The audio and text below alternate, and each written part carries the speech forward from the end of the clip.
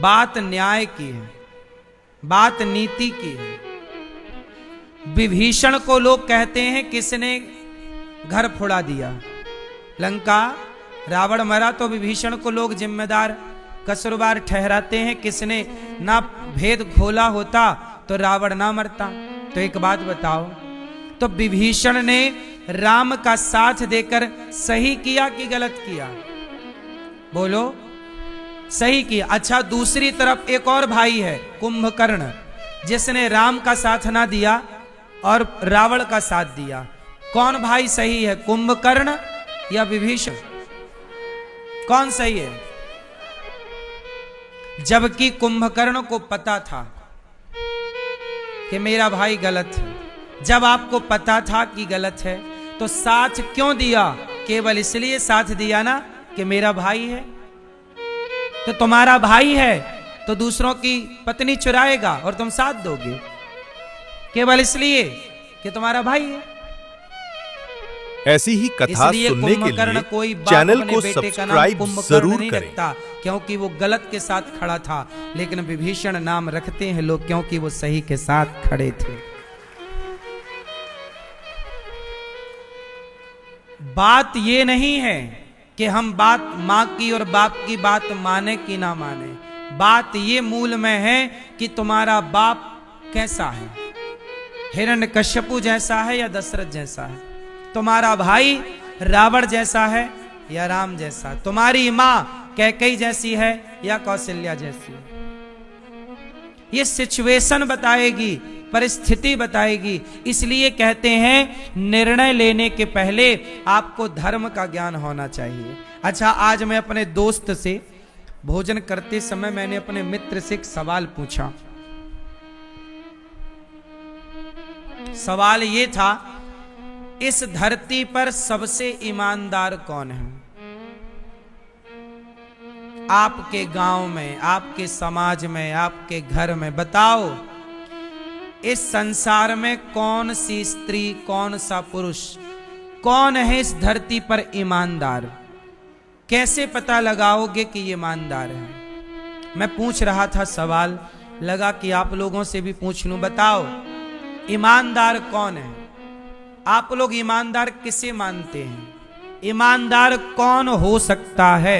Fast उत्तर दो। क्यों मैया, ईमानदार कौन है?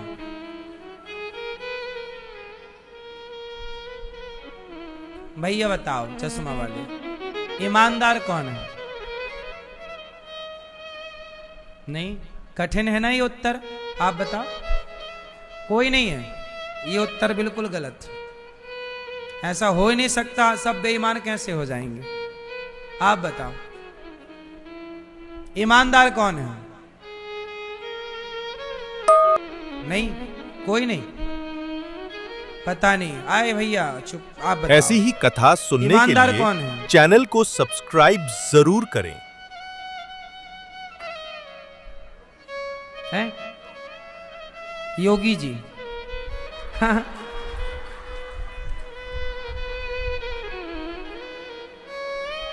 ईमानदार कौन है? आप बताओ। है माँ बाप। माँ तो पेट में ही मरवा देती है बेटी को। बाप तो अपने बेटी को ही ना पेट में ही निपटवा देता है आजकल कलयुग में। सुनो, आप सबका उत्तर अपनी अपनी जगह सही है, जो मूल परिभाषा है वो सुनो। इस धरती पर ईमानदार कौन है? सुनो, इस धरती पर ईमानदार वही है जिसको वास्तविक में धर्म का ज्ञान हो और जिसका प्रेम भगवान में हो। यदि आपके अंदर धर्म का ज्ञान है, आपको नॉलेज है धर्म का, और आप प्रभु से सच्चा प्रेम करते हैं तो आप ईमानदार होंगे। और यदि आप प्रभु से प्रेम नहीं करते और धर्म का ज्ञान नहीं है तो कभी भी आप ईमानदार नहीं हो सकते। धर्म का ज्ञान, इसलिए पहले के लोग ईमानदार थे। पहले के लोग ना कभी झूठ नहीं बोलते थे, पता है आपको, डरते थे भैया पाप लगेगा। पहले के लोग ईमानदार थे। क्यों? क्योंकि वो धर्म को जानते थे। आज के लड़के, आज के लोग बात बात पर झूठ बोलते हैं। क्यों? क्योंकि वो धर्म को जान नहीं रहे। धर्म को जो जानेगा वो ईमानदार होगा। राम ईमानदार क्यों है? क्योंकि राम धर्म के ज्ञाता हैं। रावण बेईमान क्यों है? रावण भी विद्वान है। विद्वान होना और धर्म को जानना दोनों अलग अलग विषय हैं। विद्वान तो तोता भी हो सकता है, याद करा दो सारे विषय रट लेगा, रट्टू तोता है। तो रावण विद्वान तो था, पर धर्म, रामो विग्रहवान धर्म, धर्म की मूर्ति तो राम है, रावण नहीं है। इसलिए ईमानदार, आज ईमानदार लोग क्यों नहीं मिलते? क्योंकि लोगों के अंदर धर्म नहीं रहा। क्या समाप्त हो गया? धर्म। इसलिए गीता में भगवान क्या कहते हैं कि धर्म संस्थापनार्थाय संभवामि युगे युगे। जब जब धर्म की हानि होती है, जब धर्म की हानि होगी, मतलब धर्म कमजोर पड़ेगा, सुनने के तो लिए झूठ और चैनल को अधर्म बढ़ सब्सक्राइब जाएगा। जरूर करें।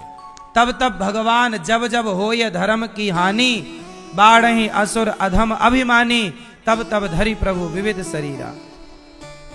तब तब भगवान अवतार लेकर आते हैं जब जब धर्म की हानि होती है।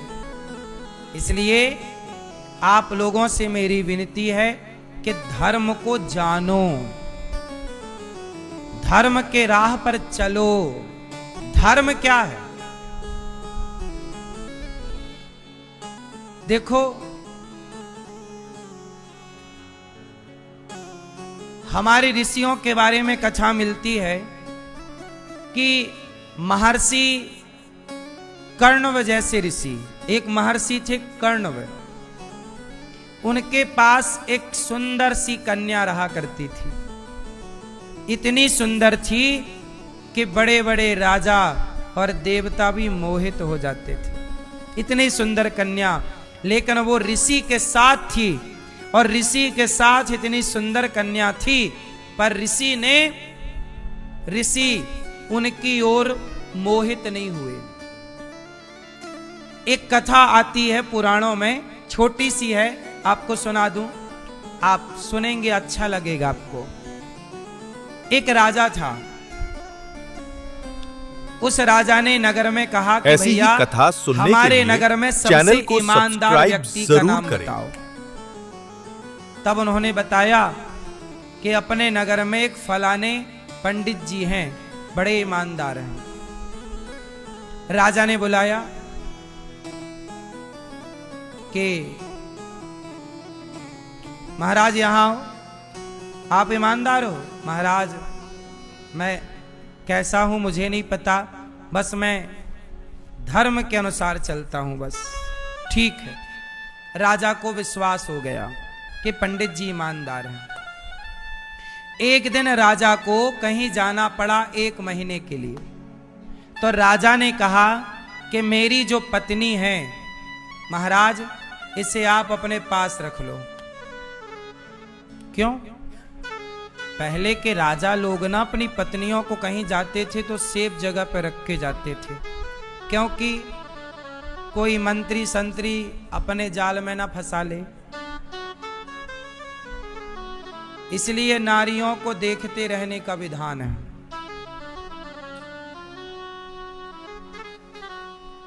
राजा बोले महाराज हमारी पत्नी को आप रख लो। महाराज बोले महाराज हमारे पास तो एक ही कमरा है, कुटिया है, हमारी पत्नी रहती। अच्छा वो पंडित जी गृहस्थ थे, उनकी खुद की पत्नी थी। बोले हमारी पत्नी रहती है, हम दोनों से ये कमरा भर जाता है, तुम्हारी पत्नी को कहाँ सुलाएंगे? महाराज कहीं भी सुला लेना पर अपने पास रखो। तो राजा अपनी पत्नी को पंडित जी को देकर चले गए। 1 महीने तक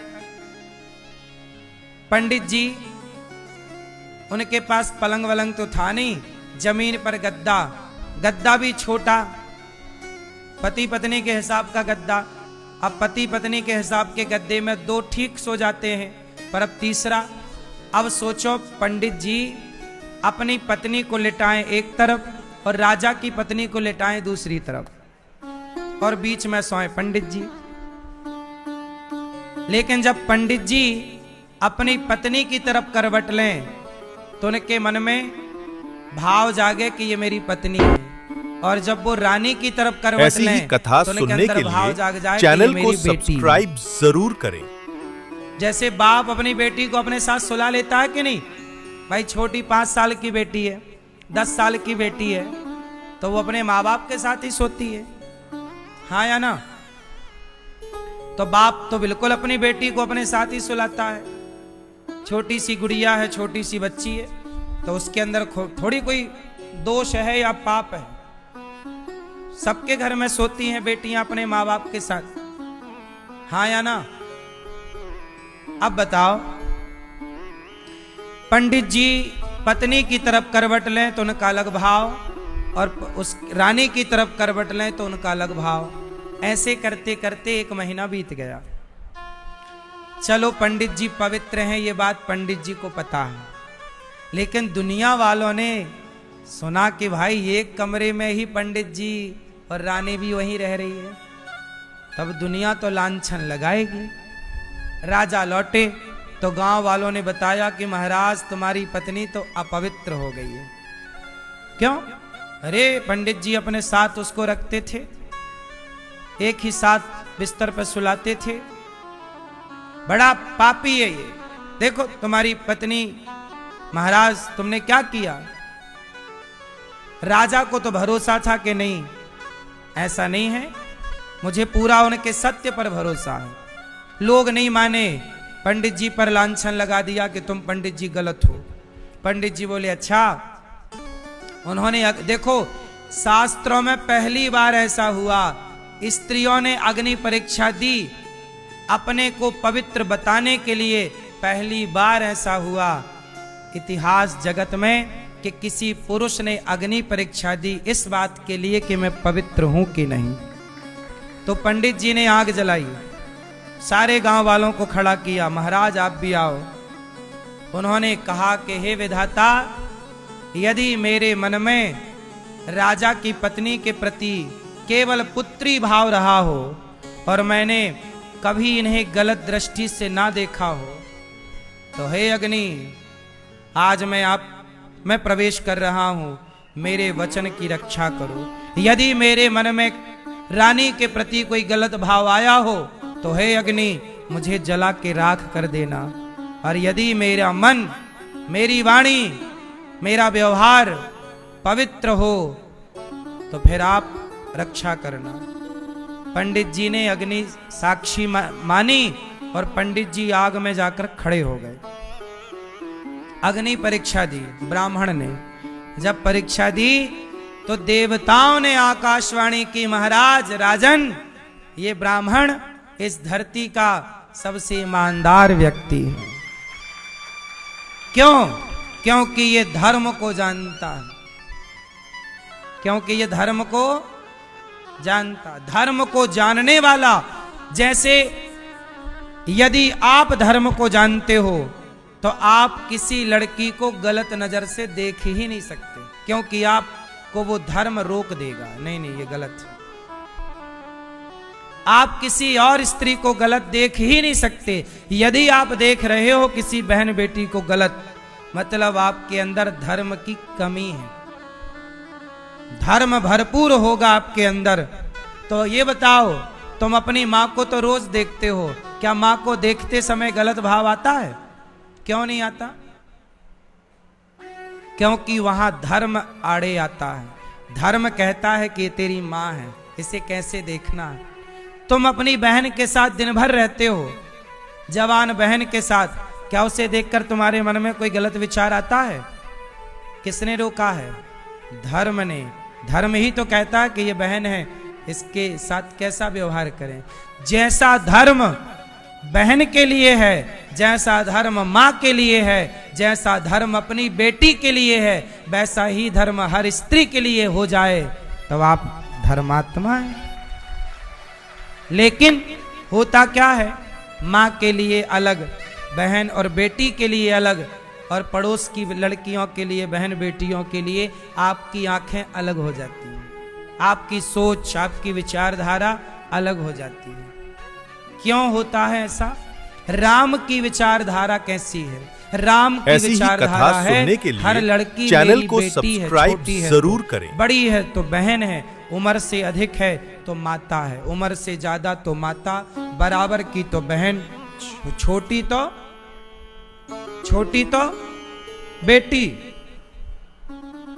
बेटी है। तो सबके अंदर धर्म आ जाए। राम के पास क्या है? धर्म। रावण के पास क्या नहीं है? धर्म। धर्म होने से आप महान होते हैं, धर्म ना होने से आप दो कौड़ी के होते हैं। आपकी क्या कीमत है? कोई कीमत नहीं, आपके धर्म की कीमत है। राम की और रावण की क्या कीमत है? रावण के और राम की कीमत कौन तय करेगा? उनके भीतर का धर्म तय करेगा। जबकि दोनों के हाथ पांव एक से हैं, दोनों की राशि एक सी है। राम की राशि और रावण की राशि एक है। बोलो हाँ। रावण और राम दोनों ही मनुष्य हैं। रावण भी मनुष्य है, कर्म राक्षस के हो गए तो लोग राक्षस राज कहते हैं। राम भी मनुष्य, वो भी मनुष्य, वो भी सादा भोजन, राम जी कंदमूल फल खाते हैं तो रावण भी लगभग कंदमूल फल ही खाता है, और जो खाता हो राम जाने, लेकिन लगभग चीजें तो सेम है, एक सी। फर्क किसका है? धर्म का। राम का धर्म इतना ज्यादा था कि उनके धर्म ने भगवान की श्रेणी तक पहुंचा दिया, और रावण के अधर्म ने रावण को राक्षस की श्रेणी में ले जाके खड़ा कर दिया। अंतर है। तो भरत जी ने अपनी मां को त्यागा, प्रहलाद जी ने पिता को त्यागा, विभीषण ने भाई को त्यागा। किसके लिए? भगवान के रास्ते में भाई आ जाए, पिता आ जाए, मां आ जाए। अच्छा ये बताओ, गुरु यदि भगवान के रास्ते पर आड़े आकर खड़ा हो जाए कि नहीं, गुरु कुछ लोग क्या कहते हैं कि हम भगवान हैं, हमारी ही अपने ही लोग पूजा करवाते हैं। अब बताओ, गुरु का त्याग कर देना सही है कि गलत है? जोर से मैया, गुरु का त्याग कर देना सही है कि गलत है?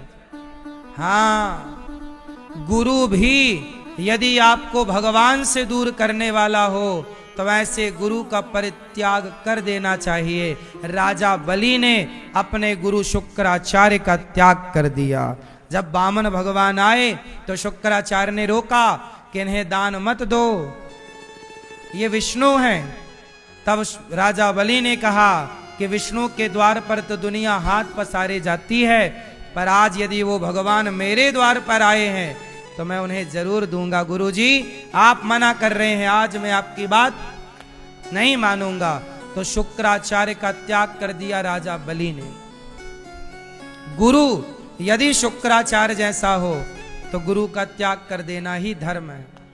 जो गुरु भगवान से दूर करता हो, जबकि शुक्राचार्य को यह कहना चाहिए कि राजन तेरा तो भाग्य खुल गया, आज जगत का पालनहार तेरे द्वार पर भिखारी बन करके खड़ा है, तू दान कर।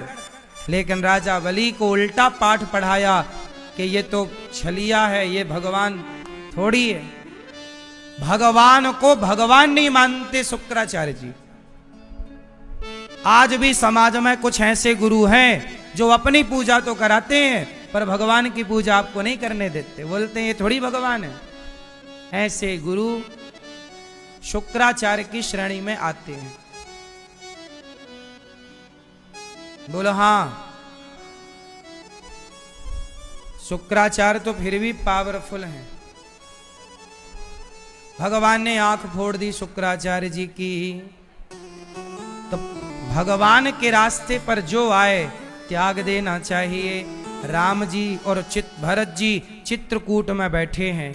राम जी कह रहे हैं, भरत जी कह रहे हैं भैया आप अयोध्या चलो। अच्छा ये बताओ, ऐसी ही कथा सुनने के भैया लिए भरत कह रहे हैं राम जी आप अयोध्या चलो, 14 साल का वनवास मैं स्वीकार कर लेता हूं, आप राजा बन जाओ अयोध्या के। अच्छा बताओ, राम जी को भरत जी का प्रस्ताव स्वीकार कर लेना चाहिए कि नहीं?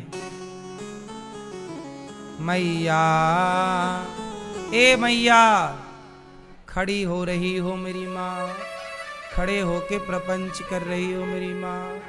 ओ पंचायती मैया सुन लो। अच्छा ये बताओ, राम जी के सामने अब ऑप्शन है कि राम जी जाएं अयोध्या और राजा हो जाएं, और भरत जी राम का वनवास अपने सिर पर लेकर राम का वनवास भरत ले लें और भरत का राज्य तिलक राम ले लें। तो राम जी के सामने ये प्रस्ताव भरत जी ने रखा कि मैं वनवास में रहूंगा 14 साल या सारी जिंदगी, आप अयोध्या जाके राजा हो जाओ राम, ये मेरी प्रार्थना स्वीकार करो। अब बताओ, राम जी को भरत जी का प्रस्ताव स्वीकार कर लेना चाहिए या नहीं?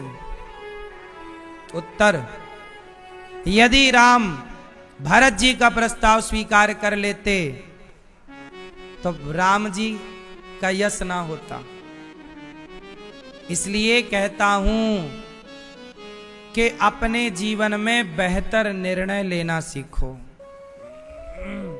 एक गलत निर्णय आपको बहुत नुकसान दे सकता है और एक सही निर्णय आपको बहुत ऊंचाई तक पहुंचा सकता है। इसलिए हम कहते हैं अपने को चुप रखा करो और जो बोला करो वो सही सही साफ साफ बोला करो। हम आपको एक बात बताएं, आप ना बोल कर कुछ मत कहा करो, लिख कर के कहा करो।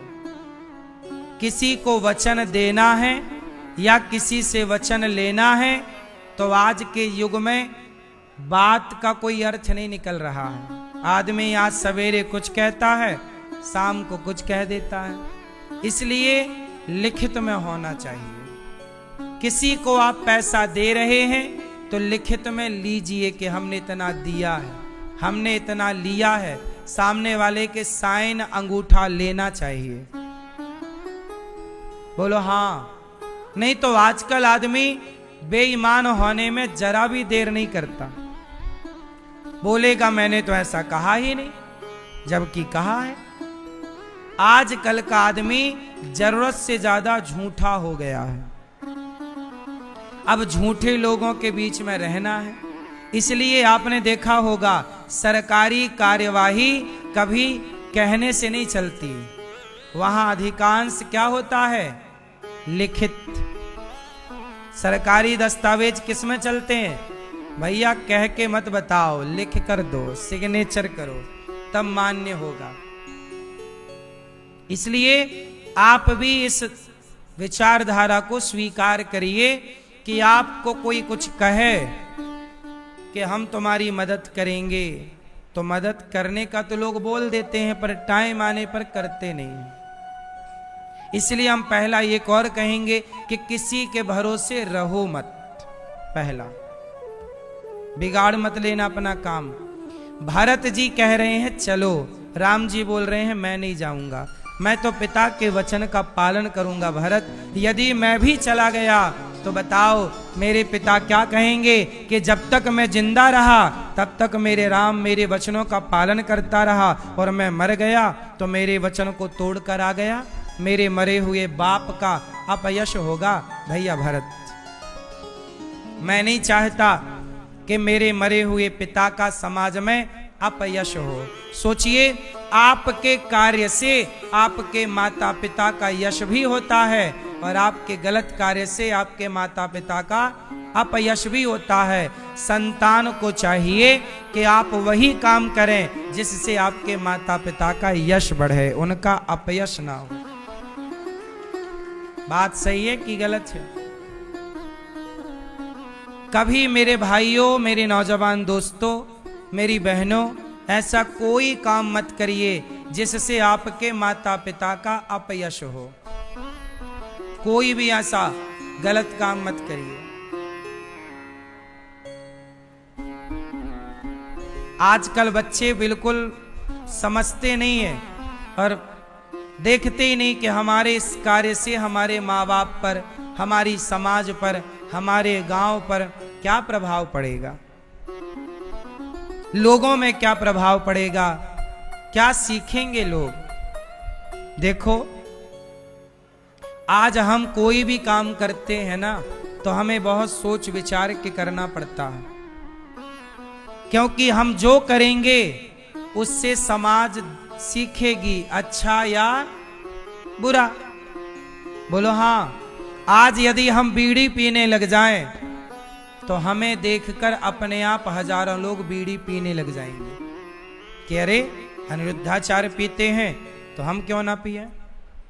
आज हम शराब पीने लग जाएं तो अपने आप हजारों लोग शराब पीने लग जाएंगे, कहेंगे कि भाई अनिरुद्धाचार्य पीते हैं तो हम भी पिए, क्या दिक्कत है। बड़े को देखकर समाज सीखती है, माँ बाप को देखकर बच्चे सीखते हैं। इसलिए हमें ऐसा बन के रहना है जिससे समाज सीखे, तो हमसे ये सीखे कि वो सेवा करते हैं अनिरुद्धाचार्य, तो हमें भी सेवा करनी चाहिए। अच्छे कार्य सीखो, अच्छी चीज देखो। इसलिए हम कोई भी ऐसा काम नहीं करते जिससे समाज को गलत प्रेरणा जाए, गलत मैसेज मिले। हर काम बड़े विचार करके करना होता। आप लोग भी थोड़ा विचार करके किया करो कि जो आप करोगे उससे आपके रिश्तों पर क्या प्रभाव पड़ेगा। अब देखो, अभी मैंने एक खबर सुनी, अभी नई खबर, एक लड़के का ब्याह लगा, लड़की देखने गया, तो लड़की देखने गया तो लड़की तो देखा, सास को भी देखे आया, है ना।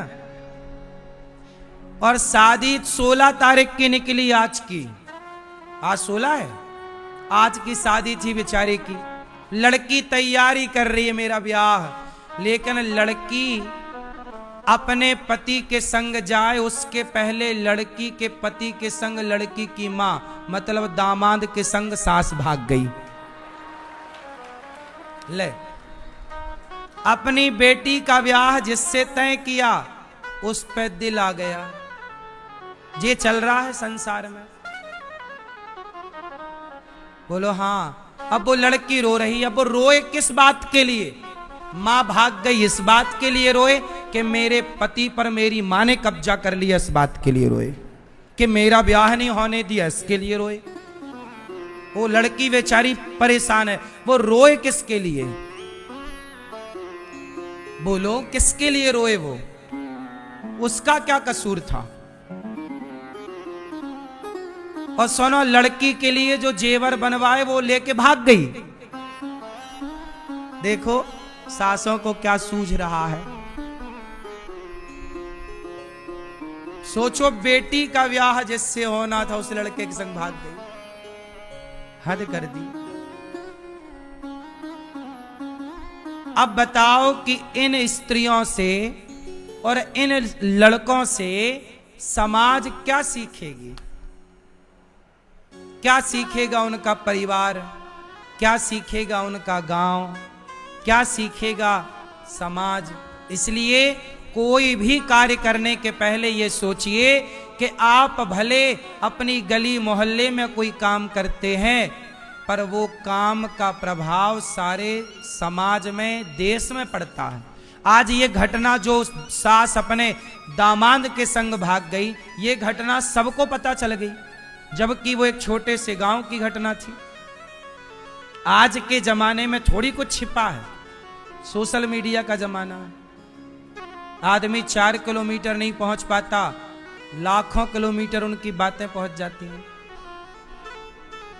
इसलिए बिना विचारे जो करे सो पाछे पछताए और काम बिगाड़े आपनो। ऐसी ही कथा सुनने के लिए चैनल को सब्सक्राइब जरूर करें।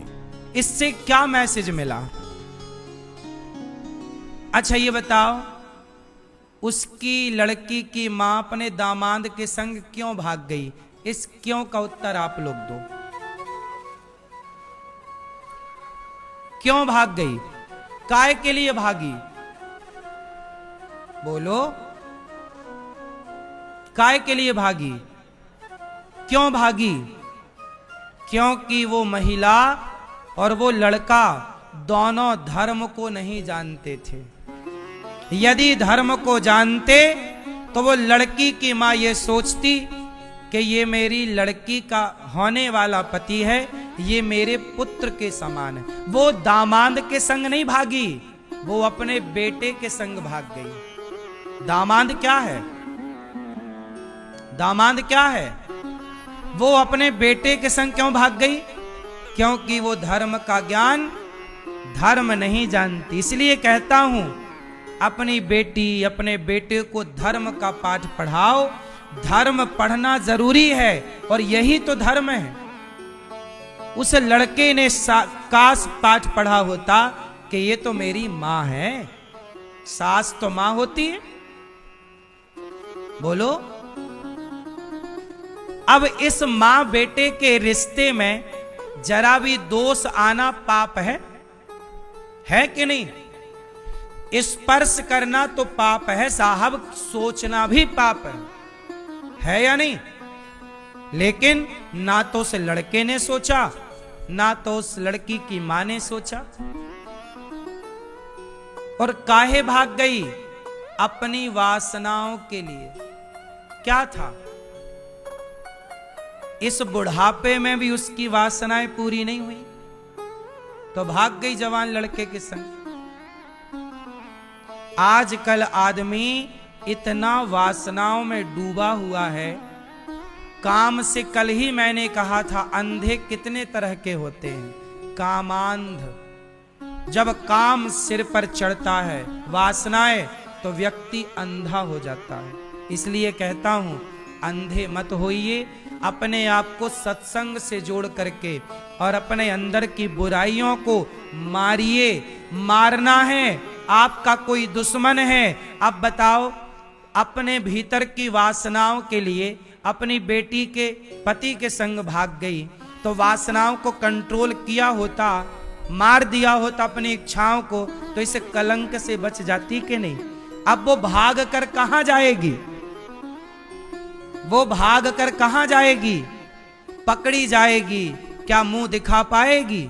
यहां भी बिगड़ गया उसका। अब समाज में क्या वो रह पाएगी? रहेगी तो किस मुंह से रहेगी? लोक भी बिगड़ गया और मरेगी तो यमराज जी बड़ा डंडा रखे होंगे उसके लिए। आह, भगाता हूं तुझे दामाद के साथ।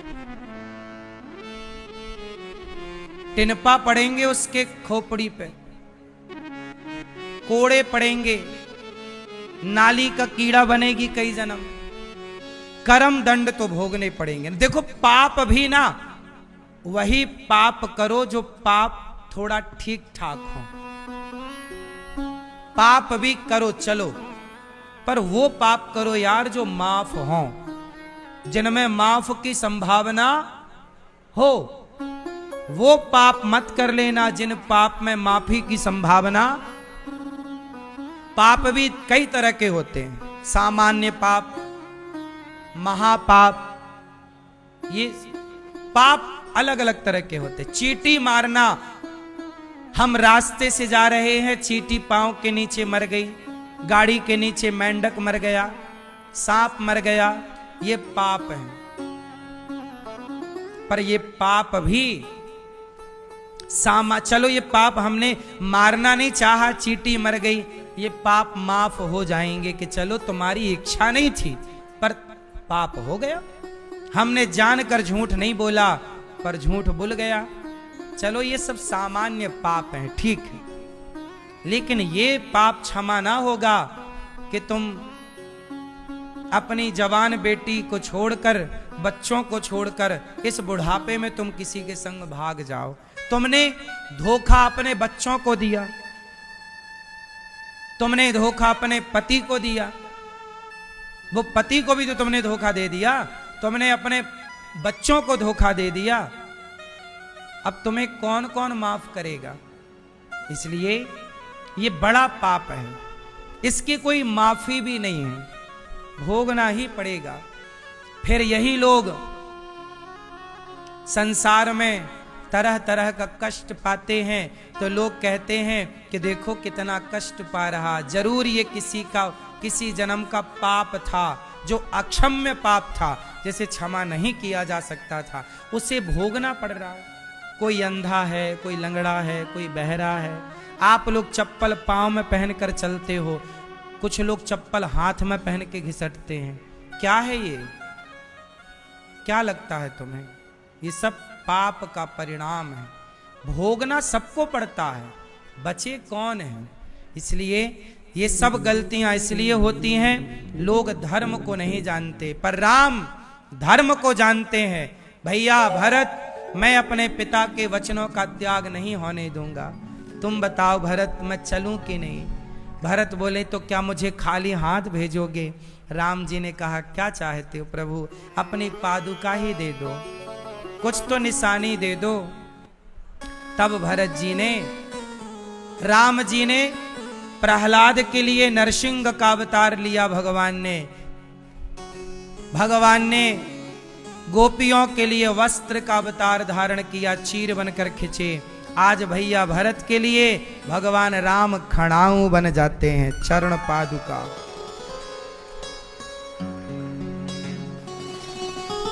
भरत जी शीश पे खड़ाऊं और अखियों में पानी, शीश पे खड़ाऊं और अखियों में पानी।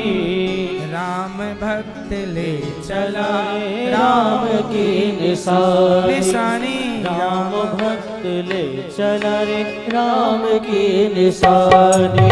शीश पे खड़ाऊं और अखियों में पानी, शीश पे खड़ाऊं और अखियों में पानी। राम भक्त ले चला राम की निशानी, राम भक्त ले चला रे राम की निशानी।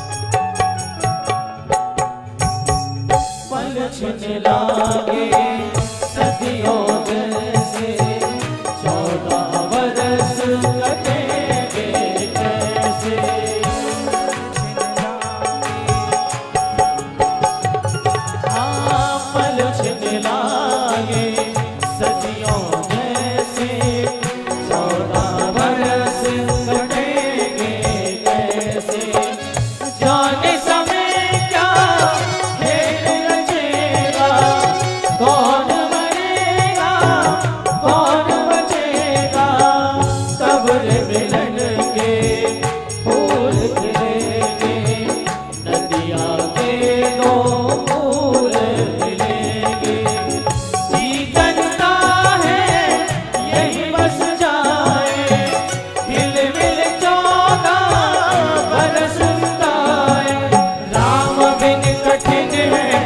एक घड़ी बितानी, राम बिन कठिन है एक घड़ी बितानी।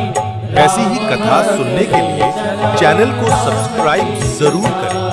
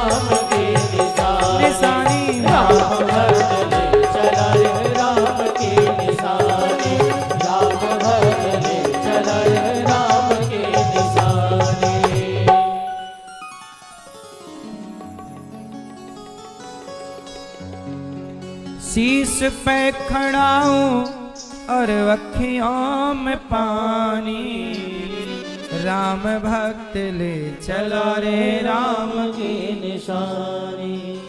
राम भक्त ले चला रे राम की निशानी।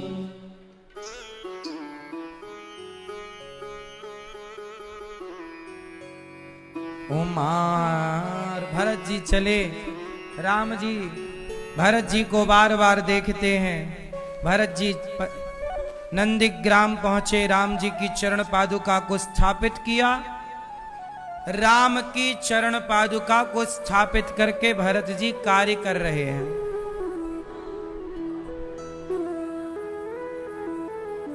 काम भरत जी अयोध्या को संभाल रहे हैं, पर भरत जी ने चरण पादुका सिंहासन पर रखी है।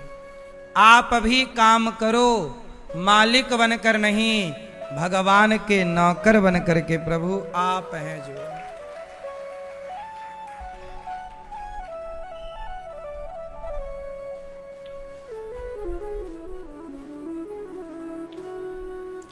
अब राम जी वहां से एक दूसरी लीला करते हैं। एक दिन क्या हुआ, सीता मैया बैठी हैं और राम जी सीता मैया के बालों में पुष्प लगा रहे हैं।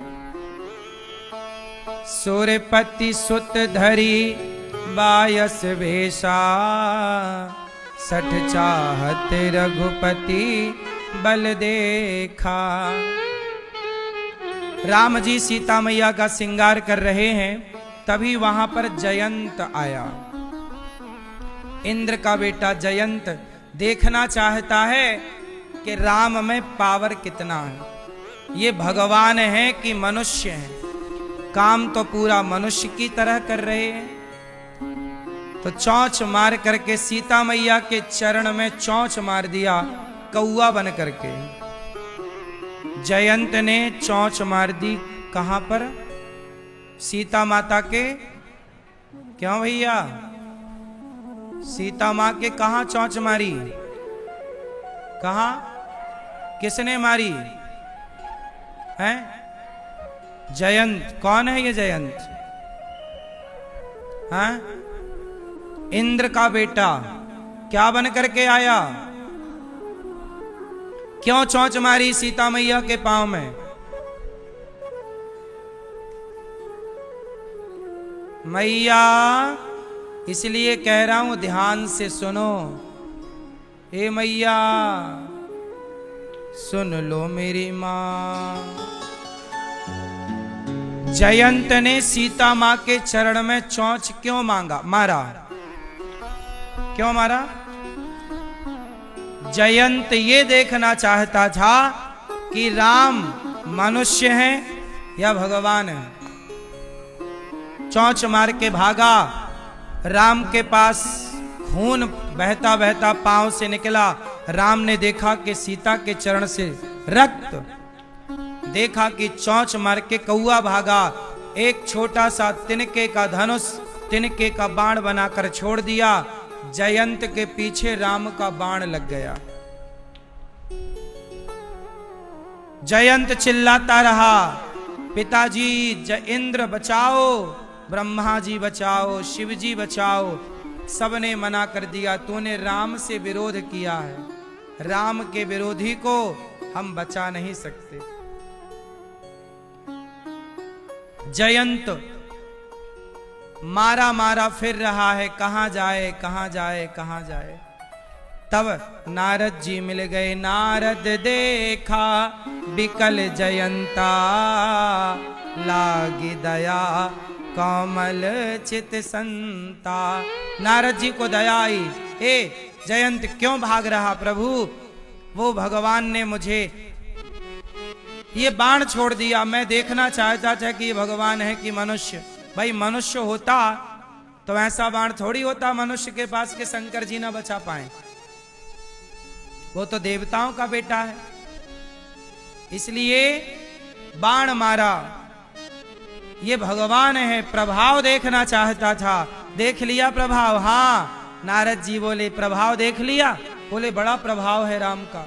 अब बोले राम जी बोले जा, नारद जी बोले जा राम की शरण में जा। अभी तूने राम का प्रभाव देखा, क्षमा। अब आप बताओ कि भगवान कहते हैं कि तुम मेरा अपराध करोगे क्षमा कर दूंगा, पर तुम मेरे भक्त का अपराध करोगे तो क्षमा। जयंत ने सीता मां के पांव में चोंच मारी तो जयंत को बचाने वाला कोई नहीं मिला। 1-2 घंटे में ही सरेंडर कर दिया उसने। और रावण ने तो सीता मैया को उठा के ले गया। राम चाहते तो एक बाण रावण के पीछे भी लगा देते, रावण को कोई बचाने वाला मिलता। अच्छा ये बताओ, राम ने रावण के पीछे बाण क्यों नहीं लगाया? जयंत के पीछे तो लगा दिया, क्यों नहीं लगाया? अच्छा बताओ, गलती ज्यादा किसने की? जयंत ने पांव में चोंच मार के बड़ी गलती की, या रावण ने सीता मां को चुरा कर बड़ी गलती की? दोनों गलतियों में बड़ी गलती, बड़ा अपराधी कौन है? जयंत की रावण? ऐसी ही कथा सुनने के लिए चैनल को सब्सक्राइब जरूर करें। अपराध तो बड़ा रावण ने किया है। भाई सीता को चुरा कर ले गया, जयंत ने तो केवल पांव में चोंच मार दी। जयंत का अपराध तो रावण के अपराध के सामने बहुत छोटा है। लेकिन अपराध ज्यादा किया रावण ने, लेकिन राम ने उसके पीछे बाण नहीं लगाया। अपराध कम किया जयंत ने, बाण लगा दिया। सवाल खड़ा हो गया, प्रभु आपने ऐसा क्यों किया? आप चाहते तो रावण के पीछे भी एक बाण लगा देते, रावण मर जाता, सीता मैया तुरंत आ जाती 2-1 घंटे के अंदर। क्यों नहीं किया राम ने? बताओ। क्योंकि सीता मैया को जब रावण लेकर गया, सीता मैया के पांव में जब चोंच मारी जयंत ने, तब सीता का दोष नहीं था। सीता मैया का कोई अपराध, लेकिन जब रावण ने चुराया सीता मैया को, उसके पहले, चुराने के ठीक पहले सीता मैया से भी एक पाप हो गया था। कौन सा?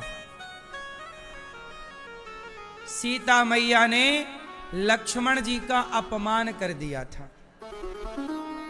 जब मारीच को मारा राम ने, तो मारीच ने क्या बोला, हा लक्ष्मण। तो सीता मैया को लगा कि राम संकट में है, तो लक्ष्मण जी जाओ राम को जरा देखो संकट में, तुम्हें बुला रहे हैं।